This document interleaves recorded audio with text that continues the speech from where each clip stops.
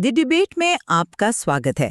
आज हम विश्वविद्यालय अनुदान आयोग यानी यूजीसी के उन नए और सख्त दिशा निर्देशों पर चर्चा करेंगे जो उच्च शिक्षण संस्थानों में जातिगत भेदभाव को रोकने के लिए जारी किए गए हैं। इन नियमों के आते ही आप देखिए कि एक राष्ट्रव्यापी बहस छिड़ गई है। एक ओर कई छात्र संगठन और सामाजिक न्याय के पैरोकार इसे एक ऐतिहासिक और बेहद जरूरी कदम बता रहे हैं। वहीं दूसरी ओर कई शिक्षाविदों और छात्रों का एक बड़ा वर्ग इसे एक काला कानून तक कह रहा है, जिसके दुरुपयोग की प्रबल आशंका है। तो हमारी आज की चर्चा का केंद्र यही है, क्या ये नियम विश्वविद्यालयों के परिसरों में समानता लाने और रोहित वेमुला जैसी घटनाओं को रोकने के लिए एक आवश्यक सुरक्षा कवच हैं, या फिर अपनी बनावट में मौजूद खामियों की वजह से ये समाधान से ज्यादा नई समस्याएं पैदा करेंगे। एक दृष्टिकोण ये है कि ये नियम उत्पीड़ितों के लिए एक जरूरी कानूनी हथियार हैं, और दूसरा दृष्टिकोण ये है कि अच्छी मंशा के बावजूद ये नियम अस्पष्ट होते हैं, पक्षपाती हो सकते हैं और उत्पीड़न के एक नए साधन के तौर पर भी इस्तेमाल हो सकते हैं। चलिए पहले पक्ष से शुरुआत करते हैं। मेरे हिसाब से तो इन दिशा निर्देशों को जरूरी कहना भी शायद कम होगा। ये असल में बहुत पहले आ जाने चाहिए थे। देखिए, हम किसी काल्पनिक समस्या पर बात नहीं कर रहे हैं।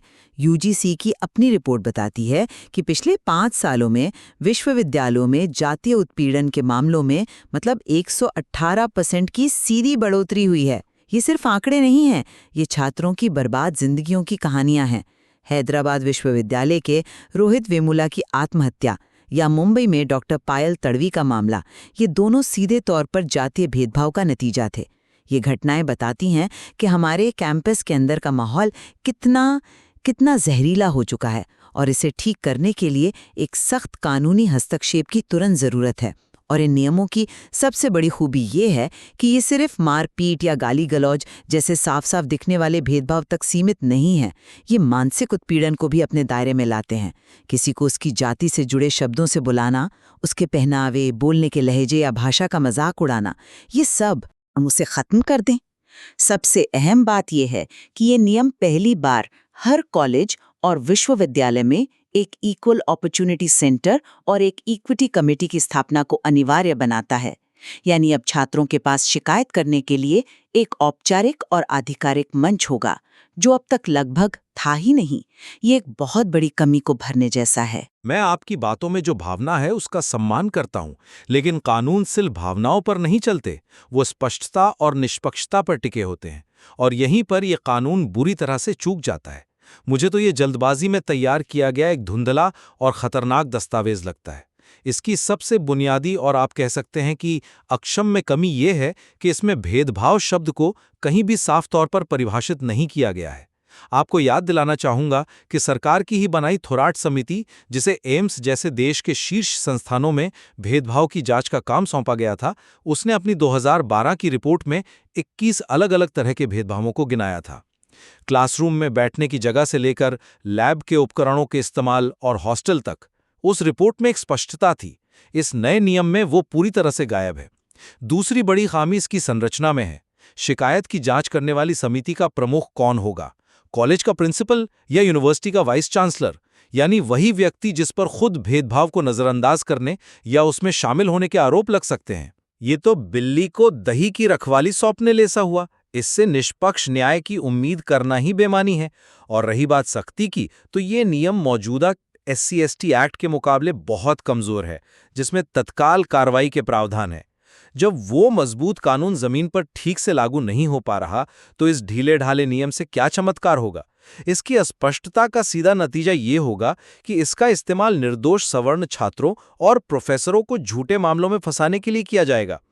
ये परिसरों में आपसी विश्वास को खत्म कर देगा और एक ऐसा माहौल बनाएगा जहां लोग एक दूसरे से बात करने में भी डरेंगे। लेकिन जो डर आप बता रहे हैं, क्या वो उस रोजमर्रा के डर से बड़ा है जो एक दलित या आदिवासी छात्र हमारे कैंपसों में महसूस करता है?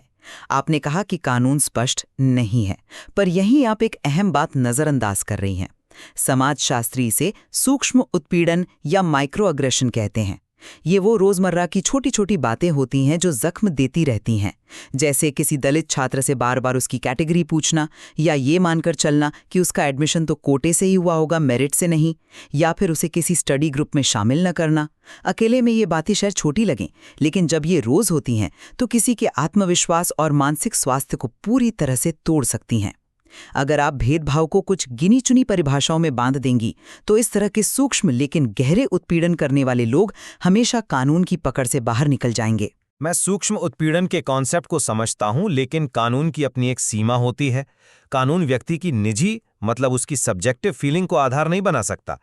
अगर ऐसा होने लगा तो कल कोई छात्र ये भी शिकायत कर सकता है कि प्रोफेसर ने क्लास में मेरी तरफ देखकर स्माइल नहीं किया, ये भेदभाव है, या मेरे पड़ोसी ने अपने घर के सामने कचरा फेंका क्योंकि मैं खास जाति से हूं। आप एक ऐसी फिसलन भरी ढलान बना रहे हैं जहां व्यक्तिगत दुश्मनी निकालने के लिए इस कानून का इस्तेमाल एक हथियार की तरह होगा। एक स्पष्ट कानूनी परिभाषा का होना यह सुनिश्चित करता है कि अपराध क्या है और क्या नहीं, इसमें कोई भ्रम ना हो। बिना इसके ये न्याय का नहीं बल्कि अराजकता का औजार बन जाएगा। और इसी से जुड़ा एक सवाल है, जब आप अस्पष्टता को डिफेंड कर रही हैं तो आप इस बात का क्या जवाब देंगी कि ये कानून सिर्फ छात्रों पर ही क्यों केंद्रित है? क्या शिक्षकों और दूसरे कर्मचारियों के साथ भेदभाव नहीं होता? ये अधूरापन ही इसकी खराब बनावट को दिखाता है। चलिए अब इसके दूसरे पहलू पर आते हैं, दुरुपयोग का खतरा बनाम कानून की जरूरत। हाँ, आपने जो 118% की वृद्धि का आंकड़ा दिया वो वाकई चिंताजनक है। लेकिन क्या इसका समाधान एक ऐसा कानून है जो लोगों को जोड़ने के बजाय उनमें और ज्यादा दूरी पैदा कर दे? देखिए, ये तर्क कि ऐसा कानून जातियों के बीच दूरी पैदा करेगा, ये अपने आप में ही एक जातिवादी मानसिकता को दर्शाता है। ये असल में कह रहा है कि जब तक तुम चुपचाप अन्याय सहते रहोगे तब तक हमारे बीच सब ठीक रहेगा। दूरी कानून नहीं बल्कि वो भेदभाव पैदा करता है जो सदियों से चला आ रहा है।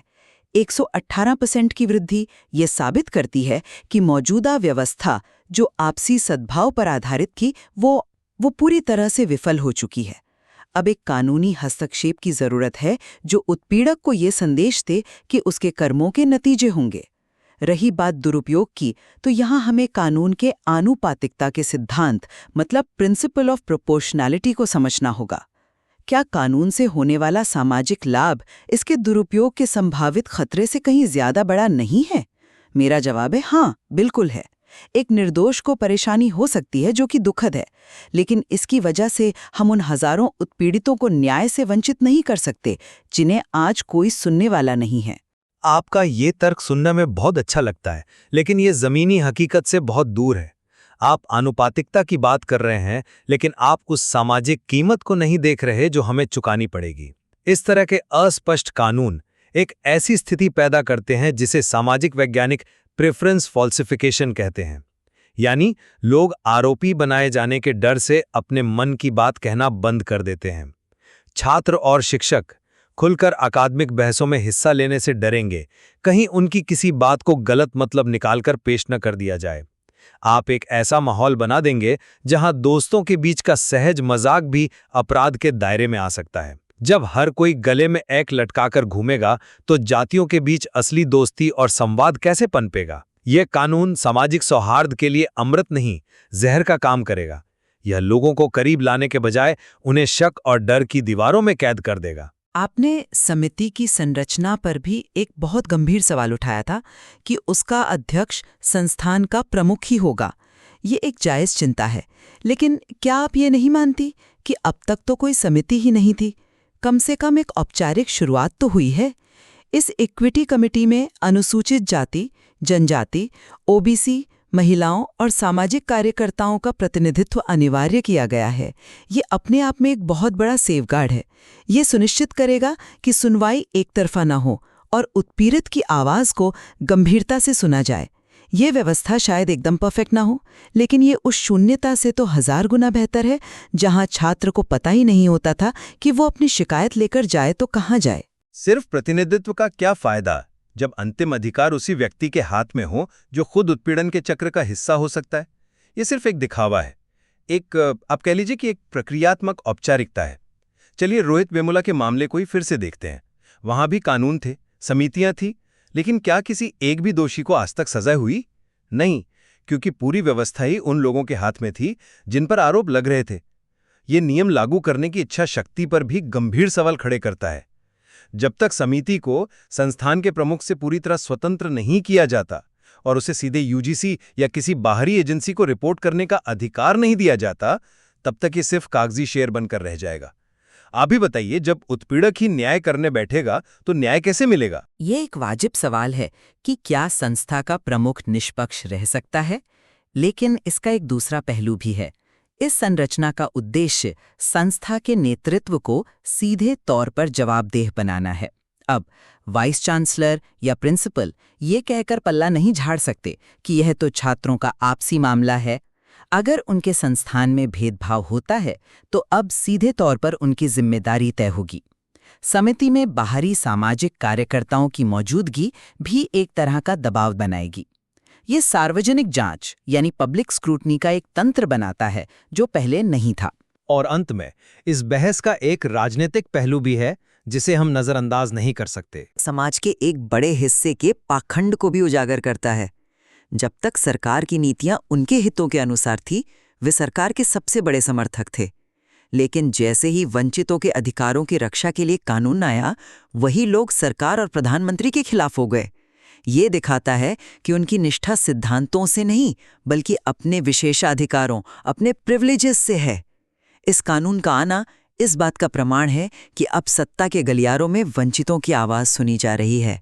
मैं इसे सामाजिक न्याय के चश्मे से नहीं, बल्कि एक खालिस वोट बैंक की राजनीति के तौर पर देखता हूं। इस कानून में आनन फानन में ओबीसी को भी शामिल कर लिया गया। इसका मकसद साफ है, देश की 85% आबादी को एक राजनीतिक संदेश देना। लेकिन यह सामाजिक न्याय के साथ एक मजाक है। राष्ट्रीय अपराध रिकॉर्ड ब्यूरो के आंकड़े उठाकर देख लीजिए, दलितों और आदिवासियों पर होने वाले अत्याचार के कई मामलों में आरोपी ओबीसी समुदाय से होते हैं। तो फिर उत्पीड़ित और उत्पीड़क दोनों को एक ही श्रेणी में कैसे रखा जा सकता है? ये कानून असल में हिंदुओं को बांटने वाला एक्ट है, जो जातियों के बीच की खाई को और गहरा करेगा। ये सामान्य वर्ग के छात्रों और शिक्षकों के मन में यह भावना पैदा करेगा कि उन्हें अपने ही देश में दोयम दर्जे का नागरिक समझा जा रहा है। ये न्याय नहीं, बल्कि सामाजिक ध्रुवीकरण की एक सोची समझी राजनीति है। तो जब आप कहते हैं कि ये हिंदुओं को बांटने वाला एक्ट है, तो क्या आप ये मान रहे हैं कि जातिगत भेदभाव पर बात करना ही समाज को बांटना है? क्या सदियों से चली आ रही इस सामाजिक सच्चाई को अनदेखा कर देने से एकता आ जाएगी? एकता अन्याय पर पर्दा डालने से नहीं, बल्कि न्याय सुनिश्चित करने से आती है। मैं ये नहीं कह रहा कि भेदभाव पर बात न हो। मैं कह रहा हूं कि उसका समाधान एक ऐसा कानून नहीं हो सकता जो एक वर्ग को दूसरे के खिलाफ खड़ा कर दे और न्याय की प्रक्रिया को ही सवालों के घेरे में डाल दे। ये माना जा सकता है कि इन नियमों में कुछ प्रक्रियात्मक खामियां हो सकती हैं जिन्हें समय और अनुभव के साथ सुधारा जा सकता है, लेकिन उच्च शिक्षा में गहरी जड़ें जमा चुके जातिगत भेदभाव जैसी गंभीर और हिंसक समस्या से निपटने के लिए एक सख्त कानूनी ढांचे की तत्काल जरूरत से इनकार नहीं किया जा सकता। रोहित वेमुला जैसी त्रासदी दोबारा न हो, ये सुनिश्चित करने के लिए ये समानता की दिशा में एक महत्वपूर्ण यद्यपि अपूर्ण कदम है। अच्छी मंशा रखना एक बात है और एक अच्छा कानून बनाना दूसरी। एक अस्पष्ट, संरचनात्मक रूप से त्रुटिपूर्ण और दुरुपयोग की प्रबल संभावना वाला कानून समाधान से ज्यादा नई समस्याएं पैदा करता है।